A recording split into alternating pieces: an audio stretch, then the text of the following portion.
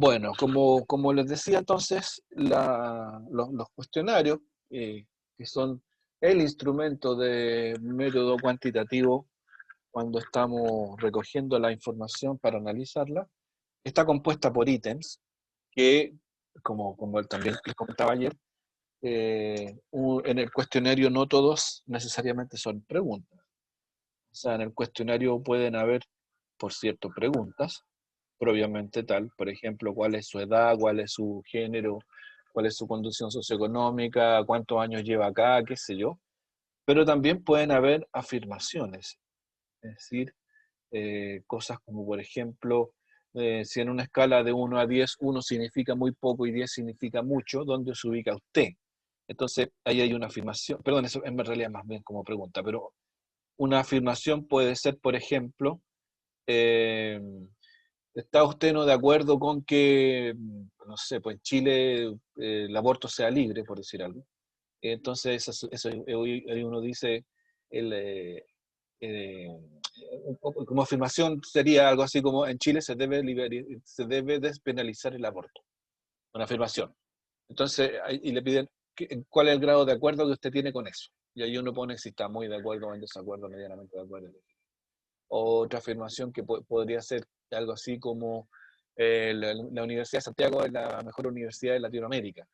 Entonces uno dice ahí estoy medianamente de acuerdo, muy de acuerdo, completamente en desacuerdo. Entonces lo que compone el cuestionario, ¿no es cierto? Lo que compone un cuestionario en estudio de este tipo son preguntas o afirmaciones y a ambos se les denomina ítems. Bueno, y estos ítems miden o buscan medir características de la población que está siendo encuestada, percepciones que hay en los integrantes de la población que está siendo encuestada, opiniones y también juicios. Estas son la- lo que persigue un cuestionario. Y a través del análisis, ¿no es cierto? A través del análisis de lo que se consigue en el cuestionario, o sea, a partir del análisis de las percepciones, de las opiniones, de los juicios, y también cruzándolo con las características, a partir de este análisis, uno puede hacer una descripción, ¿no es cierto?, de la muestra, una descripción, o incluso puede entrar a buscar alguna suerte de puede buscar cosas más explicativas, como son, por ejemplo, correlaciones entre variables, o puede buscar también derechamente cuestiones explicativas. Y aquí volvemos a lo que hablamos al inicio del semestre, cuando hablamos que tenemos distintos tipos de investigación y dentro de los tipos de investigación tenemos la exploratoria, la descriptiva, la correlacional o la explicativa, dependiendo de la profundidad de la investigación o del proceso indagativo. Entonces, con una encuesta uno puede hacer buenas descripciones, pero en términos estadísticos, por cierto, algo así como el 80% de la población cree que el verde, el color no es bonito. El 75% de la población no está de acuerdo con que, no sé, con que se cambie la hora para el verano.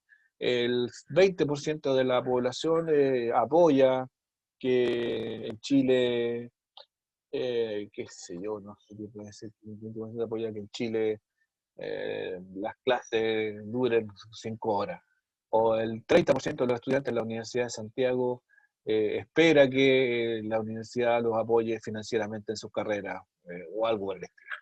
Eh, entonces, se hace un perfil descriptivo respecto de percepciones, opiniones, juicios de la población que está siendo estudiada.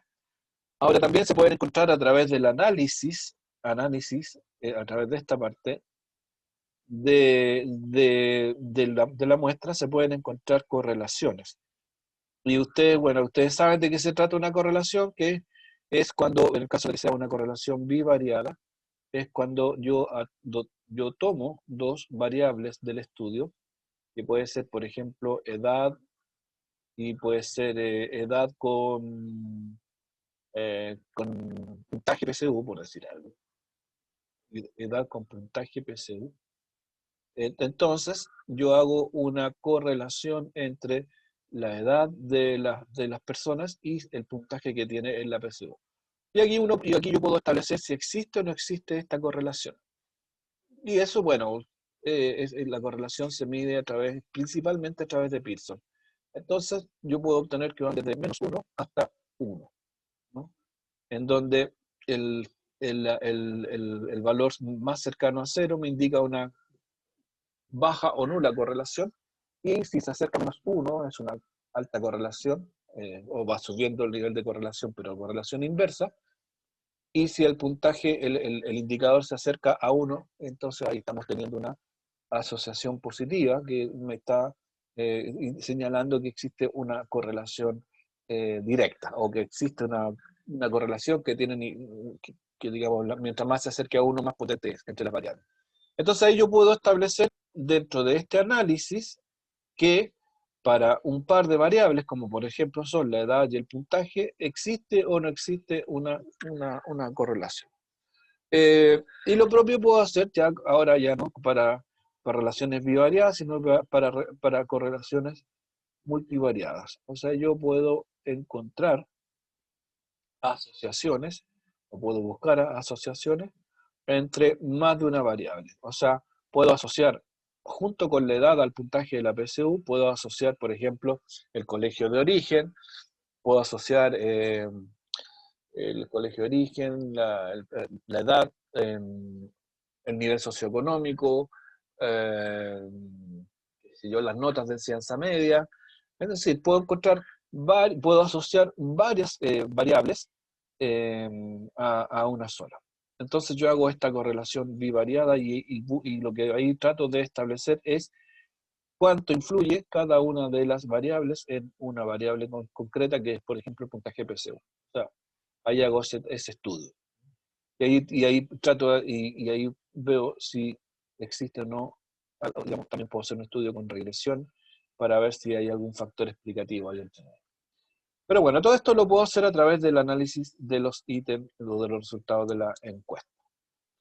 Ahora, dentro de las variables de mi trabajo, de mi estudio, yo las puedo identificar en dos tipos, que son los que dan forma a las distintas, digamos, a los distintos ítems del cuestionario. El primer tipo son las variables que se denominan nominales.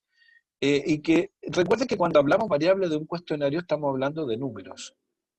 O sea, es decir, que las variables del cuestionario se transforman en números. Entonces, cuando yo hago transformación de números, el número puede simplemente ser una mera descripción de algo, simplemente para diferenciarlo. Por ejemplo, si yo digo que el 1 representa a los hombres y 2 representa a las mujeres. Aquí el número en sí mismo no tiene ninguna importancia, salvo que representa una condición de alguna de las personas que están siendo encuestadas. O puede ser otro, por ejemplo, que el 1 simboliza que esta persona vive en la región metropolitana, el 2 que vive en las regiones del norte, y que el 3 significa que vive en las regiones del sur de Chile. Y el 4 puede ser digamos, que vive en el extranjero. Entonces, el 1, el 2, el 3 y el 4 simplemente se asocian como un código que no tiene que no implica nada más que la identificación de alguna característica de la encuesta. A este tipo de variables, que en este caso aquí sería la variable sexo, y en este caso acá la variable sería lugar de residencia, a estas variables, o a estos códigos, o porque estas variables se pueden escribir de esta manera, o se pueden describir de esta manera, se les denomina variables de tipo nominales, en donde el número solo asigna a un nombre al elemento medido. Por ejemplo, sexo, nacionalidad, grupo socioeconómico, etc. O sea, el número no tiene ninguna relevancia más que la identificación de una característica de la persona que está siendo encuestada.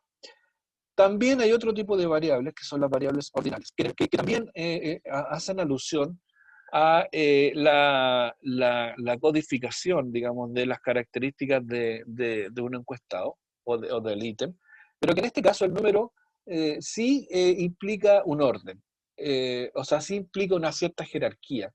El número no es neutro aquí en este caso, sino que el número asignado a la variable implica que la opinión está dentro de un escalamiento o que la percepción está dentro de un escalamiento o que hay una preferencia por algo. Es decir, yo puedo hacer preguntas del tipo, mire, de las siguientes, de las estaciones del año, enumere del 1 al 4, siendo la primera la que más ¿cuál es la que usted prefiere? Ordénelas, de mayor a menor, de menor a mayor en su preferencia. Entonces uno dice, bueno, a mí me gusta más el invierno, entonces 1. Después viene el otoño, entonces 2. Después viene la primavera 3 y después el verano 4. Entonces el número ya no solo define la variable, sino que además la ubica la variable dentro de una escala, de 1 a 4 en este caso, donde 1 es la que más me gusta y 4 es la que menos me gusta. También pueden haber escalamientos o escalas cuando yo digo que alguien se identifique con algo a cierta fuerza. Por ejemplo, uno puede decir, mire, voy a ponerlo aquí en la pizarra, acá en la pizarra. Yo puedo decir aquí, la pregunta se puede referir a cuánto me gusta el fútbol, por ejemplo. Entonces, yo digo 1 significa nada. 2 significa poco. 3 significa algo. Y 4 significa mucho. Entonces, la pregunta que uno pide, o sea, la pregunta se formula en términos de que la persona se defina con alguno de estos números, con este, con este, con este y con este. Ahora, el número está asociado a una categoría, pero además está asociado a una intensidad de la categoría, y es una intensidad que va creciendo. Por lo tanto, el número aquí no es neutro. No solamente designa la categoría, sino que además designa un lugar dentro de una escala. Otra pregunta o otra forma de usar esto normalmente es así. Eh, Vamos a seguir con el mismo ejemplo. La afirmación podría ser: el fútbol es muy entretenido. Muy entretenido. Es una afirmación. Entonces, uno puede decir, 1 significa que está en desacuerdo, o sea, que no considera, no está de acuerdo con esta afirmación. 2 puede significar que es medianamente en desacuerdo, o sea, puede ser, pero en realidad no estoy muy convencido. Desacuerdo. 3 puede significar de acuerdo. Y 4 puede significar muy de acuerdo, ¿no? Entonces acá los números, que son la variable, determinan, por cierto, una característica, están asociadas a una característica, pero además están en un orden, en donde cada uno de los números implica un orden dentro de una escala. Y hay otra forma de hacerlo mucho más directo, que siguiendo por ejemplo, con esta pregunta, ¿de cuánto me gusta el fútbol? Aquí pusimos una escala de 1, 2, 3, 4 y le asociamos valores, códigos a cada uno de los números, pero uno puede decir en una escala, por ejemplo, de 1 a 7. Entonces ponemos 1, le ponemos poco, y ponemos 7, y le ponemos mucho. Entonces, aquí la persona dice 1, 2, 3, 4, 5, 6 o 7. Entonces, el 2, el 3, el 4, el 5, el 6 y el 7 no tiene no se le asigna un valor, un significado tan explícito como acá. Por ejemplo, acá el 2 significa poco. Aquí el 2 no significa poco, solo significa que está cerca de poco. El 3 que está más lejos de poco, el 4 que está como en la zona intermedia y el 5 ya que está más cerca de mucho. Ahora, y esto es una forma también de hacer de tratar una variable ordinal, eh, en donde existe un escalamiento donde no todos los números tienen una significación en particular, sino que simplemente determinan un orden dentro del escalamiento. Entonces ahí tenemos los dos tipos de variables, ¿no es cierto?, que son las variables nominales y las variables ordinales, y siendo las ordinales las más usadas y la que se puede presentar en más de una, en más de una forma. Por ejemplo, como escala nominal, acá hay un caso que dice, la pregunta dice, como ustedes la pueden ver ahí, ¿cuál cree que es el actor con mayor influencia en las decisiones del gobierno en Chile? O sea, aquí lo que se le está pidiendo a la persona es que decida o que seleccione a quién cree que es el actor con mayor influencia sobre las decisiones del gobierno. Y se le dan las opciones. Los medios de comunicación, los sindicatos, los bancos, la autoridad religiosa, las Fuerzas Armadas, el crimen organizado, la gente que votó por los partidos, los ciudadanos, las organizaciones cívicas, organizaciones internacionales, en fin. Entonces, cada una de estas es una variable que es nominal y que se le asigna un código. Entonces, la persona tiene que elegir una. O puede ser más de una. Uno puede decir, mire aquí, en esta misma pregunta, uno puede decir, escoja, la pregunta podría ser aquí, puede ser de la siguiente manera. Como está planteado aquí, dice, ¿cuál cree usted es el actor? O sea, uno. Pero la pregunta se podría reemplazar por algo así como, ¿cuál cree usted que son los tres más influyentes? Entonces, la persona acá lo que me va a decir, mire, yo creo que son los sindicatos, las Fuerzas Armadas y el crimen organizado. Entonces, ahí tenemos también una variable nominal, en donde uno debe pedirle a la persona que escoja un valor, o seleccione uno, o que seleccione más de uno. Pero en ambos casos, la selección o la asignación del código a la variable escogida no implica un orden. No significa que el código 1 vale más que el código 2 o más que el código 3 o viceversa.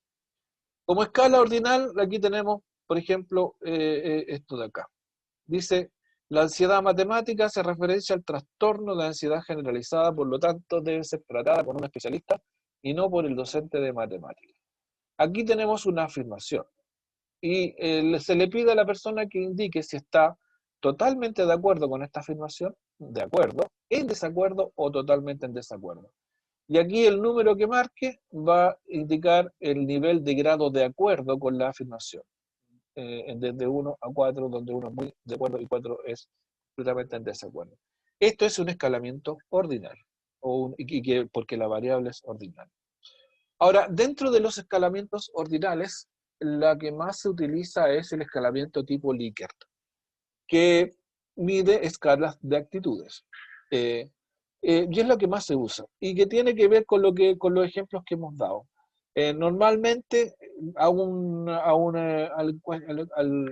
digamos, a la persona que estamos haciendo la entrevista, le presentamos un enunciado, que es una afirmación, y se le pide que indique cuál es su grado de acuerdo con esa afirmación. Eh, y bueno, y ahí se definen y la persona tiene que decidir si es 1 o 5. Acá, el escalamiento de Likert aquí en este caso tiene cinco variables. El que le mostré recién, ese tiene 4. Este parte con el totalmente de acuerdo, este parte con el totalmente de acuerdo, pero la diferencia entre este y el otro es que aquí no tiene el punto intermedio. Si ustedes se fijan acá, tiene un punto intermedio, que es como si le fuera indiferente. O sea, si uno tuviera que graficar esto de acá, es como una persona puede decir aquí, me es indiferente, o sea, que ni fu ni fa. Ahora, hay personas que prefieren no utilizar esto, porque existe una tendencia que cuando una persona no tiene muy claro de una posición respecto a la afirmación, tiende a irse a esto de no sé, que no tengo idea, no sé, no cacho. Entonces, es como una tendencia fácil. de poder de responder esto. Entonces, para no poner la opción, o sea, para forzar la definición, muchos tienden a suprimir esto de acá. Entonces, las cuatro alternativas, si escoge cualquiera de estas dos, está en algún grado de acuerdo. Y si escoge alguna de estas dos, está en algún grado de desacuerdo. Ahora, si ustedes se fijan, también podría decir, bueno, uno significa acuerdo y dos significa desacuerdo. Uno podría, perdón, preguntar así y dejar la pregunta como no polinómica, sino que ¿cómo se llama? ¿Cómo se llaman las preguntas? Como solo de dos opciones. Pero a- cuando se abre las opciones, lo que se está haciendo es medir la intensidad del grado de acuerdo y la intensidad del grado de desacuerdo. Aquí de lo que se trata es de decir o de tratar de determinar si la persona está, pero con muchas ganas, muy en desacuerdo con la cuestión. Dice, no, estoy en completamente desacuerdo en esto. Y diferenciarla de aquella persona que dice, sí, no, no, yo creo que no pasa nada, no estoy de acuerdo. O sea, son dos niveles de estar de acuerdo o en desacuerdo. Es decir, lo que se mide es la intensidad de la percepción y que a través del escalamiento lo que se persigue es capturar eso. De repente es muy interesante de diferenciar si la población o en estudio respecto de una afirmación en particular se manifiesta con altos grados de intensidad. Eh, Así que el escalamiento tiene esa característica. Bueno, acá tenemos dos ejemplos más de escala de actitud, otra más que usa el muy de acuerdo hasta el muy en desacuerdo. Y otra forma que indica, dígame usted si comparte la siguiente afirmación. Eh, no sé, el verano es la peor estación del año. Entonces, hay gente que va a decir, como yo, definitivamente sí. Hay otras que van a decir, sí, puede ser. Otros que van a decir, no sé, no tengo, no, es que el invierno también tiene sus cosas, ahí la cuestión. Otros que van a decir, no, nada que ver, no es el peor. No. Y otro que va a decir, sí, no, nada que ver, ¿cómo se te ocurre? O sea, lo mejor es el verano. Entonces aquí yo mido la intensidad de la percepción. O sea, las dos primeras marcan un grado de acuerdo con la afirmación, o sea, comparten la afirmación. Y los otros dos acá no necesariamente la comparten. Eh, Abajo el verano, ya, ok. Eh, pero bueno, aquí para eso sirven estas escalas de medir actitudes. Aquí hay otra forma de medir actitudes. La siguiente afirmación usted la considera completamente verdadera, verdadera ni falsa ni verdadera, falsa, completamente falsa. ¿Cree usted que el gobierno de Chile debería o no debería tener el derecho a hacer lo siguiente? Cualquier cosa. O sea, si ¿creen ustedes que los carabineros tienen derecho a detener por sospecha a la gente? Entonces uno puede decir, definitivamente debería tener ese derecho, probablemente debería tenerlo, probablemente no debería tenerlo y definitivamente no debería tenerlo. Aquí también hay un escalamiento respecto de alguna afirmación. Ahora, algunas veces esto también se pone para efectos de gráfico, en una encuesta, se puede poner de esta manera. No se pone ¿cómo se llama? El significado del número, pero sí se ponen los extremos. O sea, aquí en la escala de 1 a 5, donde 1 es muy en desacuerdo y 5 es muy de acuerdo, ¿dónde usted se ubica respecto de alguna afirmación? Entonces las personas ponen el número, marcan el número, porque no está asociado a completamente de acuerdo, completamente no, pero se entiende que mientras más cerca del 1 esté, va a estar más cerca del muy en desacuerdo, y mientras más cerca del 5 esté, va a estar más cerca del muy de acuerdo. Lo mismo con esto de acá, no me gusta nada, me gusta mucho. Es muy feo, es muy bonito. Es muy agradable, muy desagradable, es muy agradable.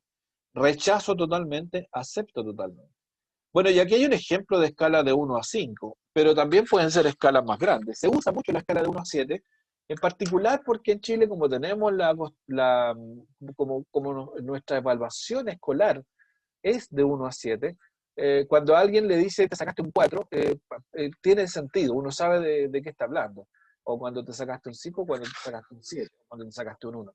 Entonces hay como como un gancho con un tipo de clasificación que es conocida por todos. Entonces en la encuesta se usa por esa razón de 1 a 7, porque para las personas es como fácil de calificar haciendo la analogía con la calificación de la escuela. Y en las conclusiones de una encuesta, si uno dice, mire, la nota que le pusieron a algo es de un 4,3, uno sabe qué significa un 4,3, o la mayoría sabemos lo que significa un 4,3, prácticamente todo en realidad, porque hacemos la analogía con la escuela. O sea, uno dice, en una escala de 1 a 7, un 4,3 es apenas superando lo mediocre. En cambio, de una escala de 1 a 7, un 6 está bien, y un 7 está excelente. Entonces, la escala de 1 a 7 es muy útil desde esa perspectiva porque es fácil interpretarla. Tenemos otra que es la escala de Osgood, que lo que mide es lo que se denomina el diferencial semántico. Aquí lo que se pone son extremos, como los antónimos del atributo de alguna cosa. Por ejemplo, bueno, malo, agradable, desagradable, bonito, feo, dulce, agrio, y qué sé yo. Entonces, nosotros obligamos a las personas a ubicarse dentro de estos dos conceptos que son antagónicos, y que perfectamente podría ser también a nivel de escalamiento. Aquí uno podría decir, por ejemplo, en este caso, podría decir que 1 es bueno, ¿no es cierto? Y 7 es, no, perdón, vamos a poner al revés para ser correcto. 1 es malo y 7 es bueno. ¿Dónde se ubica usted? Aquí, en la escala. Respecto de cualquier tema, respecto de, qué sé yo, que, los incidentes que hubieron ayer en Estados Unidos, en una escala de 1 a 7, donde 1 es malo y 7 es bueno. ¿Cómo los considera usted? Entonces la persona dice, chuta, yo creo que fue muy malo en 1. O está bien que los gringos se maten entre ellos, así que lo considero muy bueno. Bueno, cada uno opinará lo que quiera.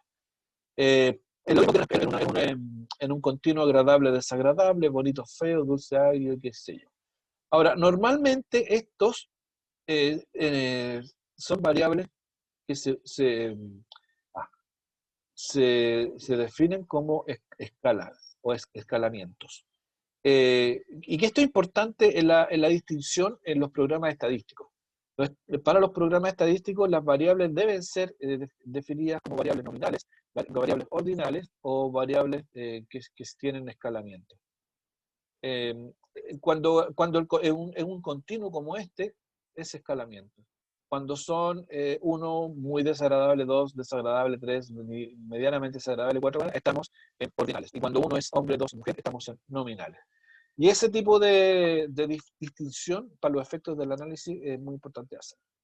Bueno, aquí está el escalamiento de Osgood, que puede ser bipolar como esto, ¿no es cierto? Donde sean solo dos opciones, o puede ser con un escalamiento de 1 a 7. Así como. Eh, aquí, bueno, aquí siempre conviene poner la cualidad más mala con el puntaje más bajo. Aquí está al revés. Ahora esto también sirve. Al final siempre todo esto está sujeto a interpretación, pero normalmente lo malo digamos, la característica más mala tiene que estar acá. Bueno, eso es respecto a la forma de construir escalamiento. Ahora, cuando uno hace el cuestionario, la manera de concebir y de construir los ítems es de la misma manera que lo vimos para el caso de los trabajos de los métodos cualitativos. ¿En qué sentido? El estudio, un estudio un estudio cuantitativo, por cierto que define objetivos específicos. Y cada objetivo específico, como lo que tenemos acá, ¿no es cierto? Debe tener o debe estar conectado a los ítems de la encuesta o algunos ítems de la encuesta. porque porque la información que voy a recoger para poder satisfacer el objetivo específico, la herramienta es la encuesta. Entonces, cada objetivo específico define o se define a través de alguna variable y también se define a través de dimensiones de estudio y categorías o unidades de análisis. Nosotros, para el efecto del trabajo anterior, vimos dimensiones de estudio y asociamos objetivo específico con dimensiones de estudio y de ahí lo asociamos a las preguntas del cuestionario. Acá es la misma historia. El objetivo, nosotros lo asociamos a una dimensión y eso lo asociamos a los ítems o construimos ítems para dar cuenta de las dimensiones de estudio. Ahora, en una tabla como esta, perfectamente, por ejemplo, yo puedo tener un ítem, aquí llegamos al 9, voy a poner el 10. Puedo tener un ítem que me sirve para la dimensión 1 del objetivo 1 y también acá el mismo ítem me sirve para la dimensión 2 o 1 del objetivo 2. O sea, los ítems se pueden repetir. Ahora, no aquí aparecen todos como muy ordenaditos, del 1 al 9 acá y del día al 32 acá.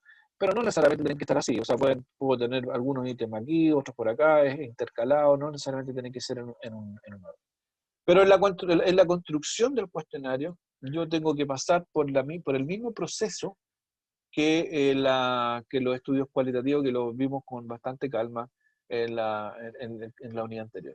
Ahora, este ejercicio lo vamos a hacer y vamos a construir un cuestionario usando esta parte. Y lo vamos a hacer entre todos. Ahora, una encuesta tiene tiene una estructura, o un cuestionario, digamos.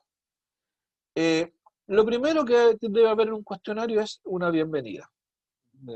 Es decir, buenas tardes, le agradecemos su participación en nuestro estudio, que tiene que ver con bla, bla, bla, bla. O sea, el cuestionario parte con eso. Junto con la bienvenida hay que plantear el objetivo de la investigación. La siguiente encuesta tiene como por objetivo determinar las percepciones de los estudiantes de la Universidad de Santiago respecto de el ambiente de clase que hay en sus distintas unidades académicas. Objetivo. Después que definimos el objetivo, lo que viene son las preguntas de administración o sociodemográficas, que nos sirven para hacer una caracterización de los encuestados. ¿Qué preguntas son esas? Sexo, edad, nivel socioeconómico, lugar de residencia, lugar de origen, si son estudiantes de la universidad, en qué carrera está, en qué semestre está, cosas por el estilo. Ahí tenemos preguntas que son administrativas y que normalmente se enfocan a los sociodemográficos y que nos permite hacer una caracterización general de la muestra. Después lo que viene son las preguntas propias de la investigación, las preguntas que vamos a utilizar para satisfacer a los objetivos del estudio. Y luego, cuando ya una persona completa el cuestionario, viene una despedida y un agradecimiento. En la bienvenida también, aquí hay que echar, hay que, ¿cómo se llama? En el caso de que, sí, en general en todos los casos. En esta parte inicial de la encuesta, lo que hay que instalar también es el consentimiento informado.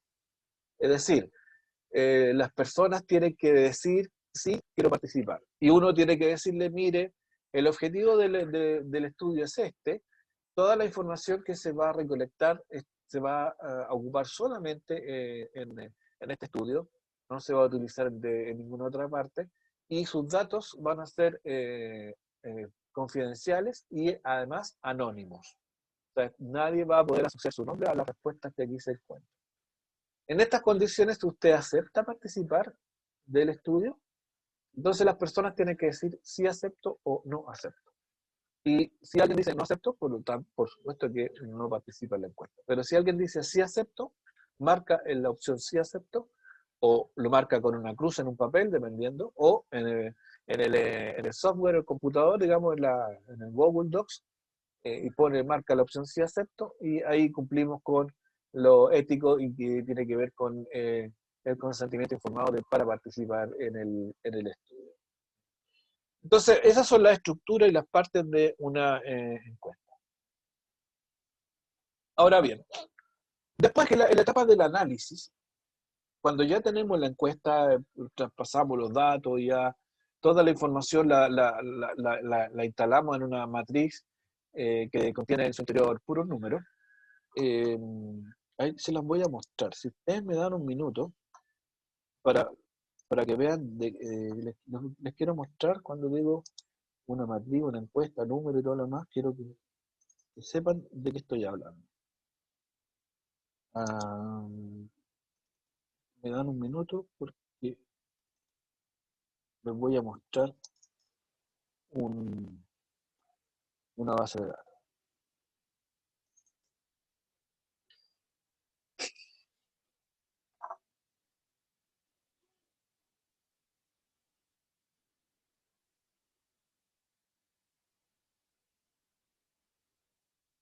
Lo está abriendo.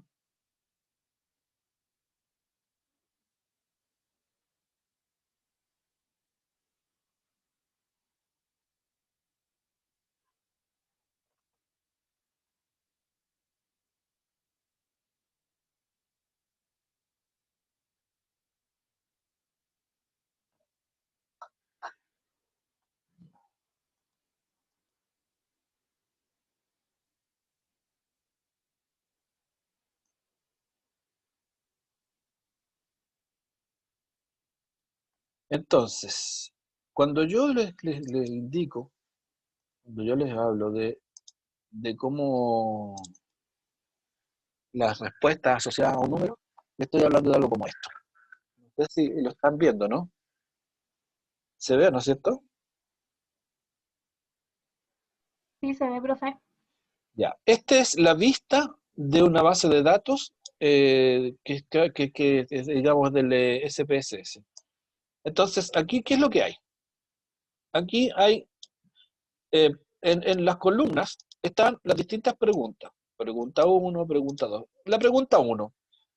No, a ver, vamos a la pregunta 2.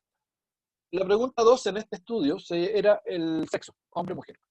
Y como ustedes ven aquí, lo que aparece son dos opciones siempre. 1 o 2. 2, 1, 2, 2, 2, 1, 1, 1. Entonces aquí 2 era hombre y 1 mujer.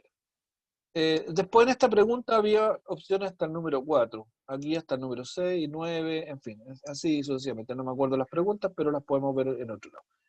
Y cada una de las filas representa una encuesta.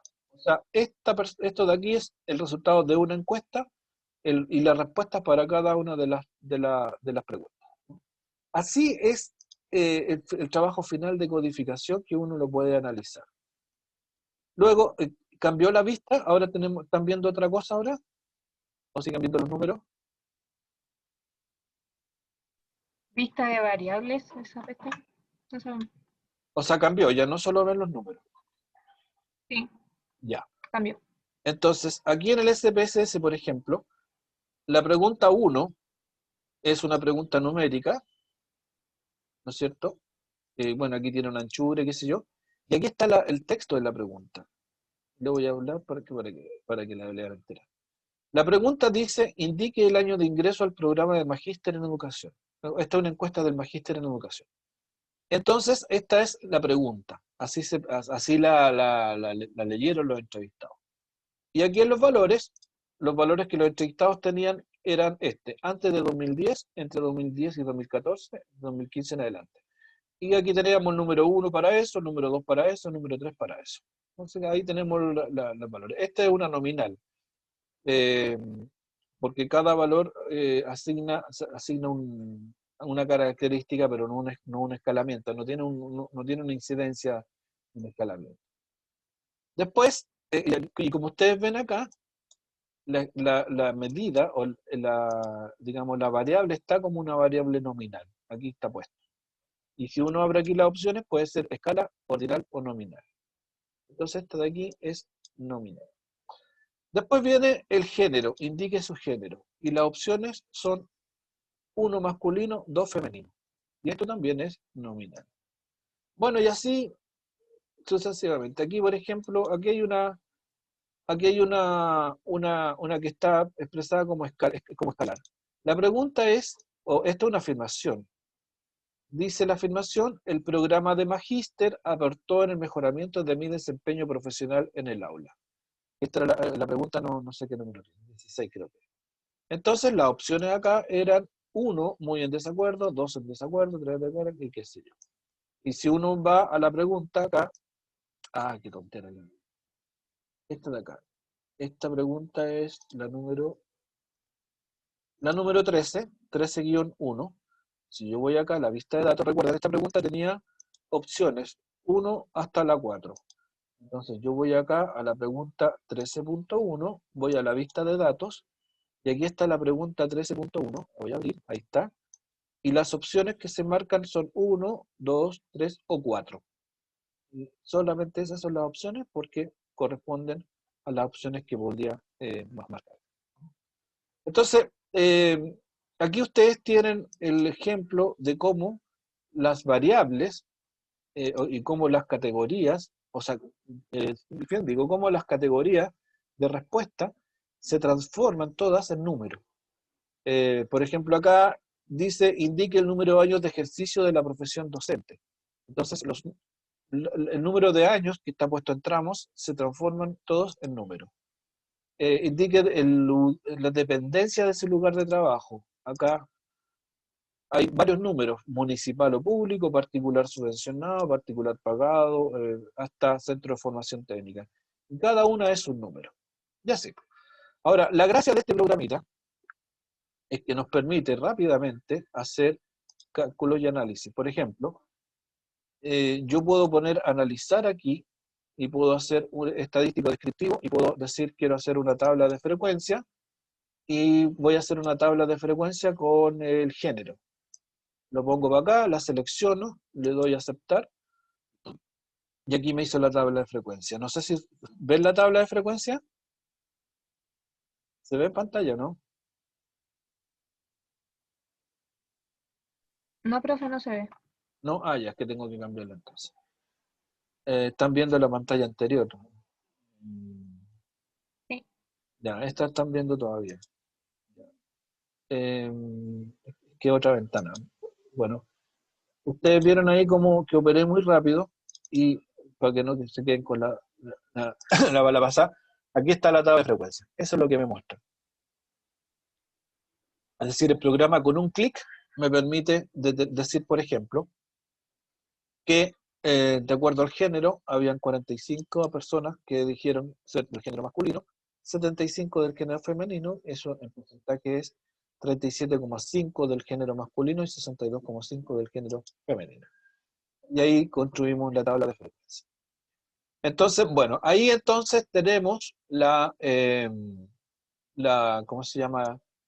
La, el traspaso de la información de la encuesta digamos, a esta estructura de códigos y para poder ser analizado. Ahora bien, una vez que yo tengo la encuesta ya construida como una base de datos, lo que viene ahora es el análisis. Pero antes del análisis, un primer test que normalmente se hace es lo que se denomina el análisis de confiabilidad, para ver el nivel de confiabilidad que tiene el instrumento. Ustedes seguramente esto lo estudiaron, que es el análisis a través del test de Cronbach. ¿Les suena o no el test de Cronbach? ¿Se acuerdan? Sí, profe. Sí, lo estudiamos hace poquito. De acuerdo. Entonces, con el test de Cronbach, uno determina el nivel de confiabilidad del instrumento. Y que en la medida que se acerca a uno considera que el instrumento es más confiable. Se aceptan como confiabilidad, o sea, una confiabilidad aceptable de 0.6 en adelante. Entonces, lo primero que uno hace es este análisis de confiabilidad a través de este test. Luego vienen los otros tipos de análisis. Bueno, antes del análisis de correlación está lo descriptivo, que es a través de las tablas de contingencia, que son las tablas de frecuencia, como las que recién le mostré, y que uno ahí puede hacer la descripción. Y el análisis descriptivo, después vienen los análisis más profundos, que son las correlaciones, tipo Pearson, ¿no es cierto? Que, como decíamos, vamos de menos a uno. Vi que me muestran niveles de asociación entre variables, positiva o negativa, o que aquí hay una asociación completamente negativa, del tipo uno partido por algo. Acá hay un Pearson que tiene una tendencia a ser negativo, pero tiene un grado de dispersión mayor. Aquí hay una dispersión mayor también, pero en una asociación positiva. Aquí hay una asociación perfecta positiva. Y aquí no hay asociación ninguna, un alto grado de dispersión. Yo puedo hacer gráficos de este tipo, gráficos de dispersión con los datos de la encuesta usando el SPSS. Los otros son las regresiones lineales, que lo que persiguen, ¿no es cierto?, es tratar de vincular las variables a una linealidad, o sea, esforzar un poco la asociatividad. Que puede ser regresiones como esta, ¿no es cierto? O sea, y aquí puedo tratar de encontrar una ecuación que me sirva para describir de alguna manera esta dispersión, que es una asociación positiva, y bueno, encontrar una ecuación que me sirva para hacer una descripción. Y las otras son las regresiones múltiples y qué sé yo, cosas que ustedes conocen también. Bueno, ahí estamos. Ya, ahí estamos. Entonces, eso es, o esto es, en términos de contenido, lo que corresponde a esta unidad. Lo que viene ahora es que dentro de la próxima semana vamos a comenzar a hacer un trabajo práctico y vamos a hacer también un control de lectura igual que los casos. Para el control de lectura, en la plataforma hay dos textos. Yo después les voy a decir exactamente qué capítulo hay que ver, porque son libros grandes, para los efectos de ver todos estos temas, que por cierto, están principalmente, el control va a estar centrado en lo que vemos en clase del PPT, los libros de texto son como apoyo para todo eso. Y vamos a hacer un taller que culmina con la confección de un instrumento, de un estudio cuantitativo. Como tenemos 2 semanas, no creo que alcancemos a aplicarlo. Pero vamos a tener que conformarnos con el diseño. Es decir, vamos a construir la encuesta. Y tenemos muy poco tiempo para poder aplicarla. Así que la vamos a dejar ahí en la construcción.